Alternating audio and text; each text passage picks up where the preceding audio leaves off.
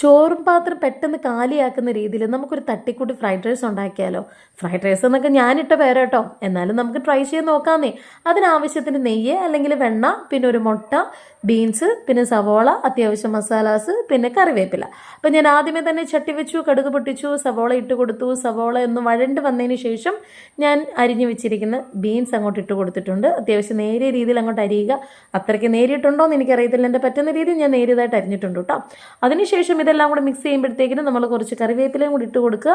കറിവേപ്പിലയും ഇതെല്ലാം കൂടി മൂന്നും അങ്ങോട്ടും ഇങ്ങോട്ടും സെറ്റായി വഴട്ടി വന്നതിന് ശേഷം അതിലേക്ക് നമുക്ക് മസാലാസ് ആഡ് ചെയ്യണം. അപ്പോൾ കുറച്ച് ഫ്ലേവറിന് വേണ്ടിയിട്ട് ഒരു ചിക്കൻ്റെ അല്ലെ ബീഫിൻ്റെ ഒക്കെ ഫ്ലേവർ ഇരിക്കട്ടെ എന്ന് വിചാരിച്ച് ഞാൻ മീറ്റ് മസാല അങ്ങോട്ട് ഇട്ട് കൊടുക്കുന്നുണ്ട്.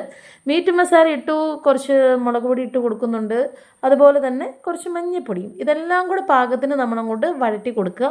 അതിനുശേഷം നമ്മളിതിലേക്ക് ചെറുതായിട്ട് നമ്മളൊരു മുട്ടയും കൂടി പൊട്ടിച്ചു കൊടുക്കുന്നുണ്ട്.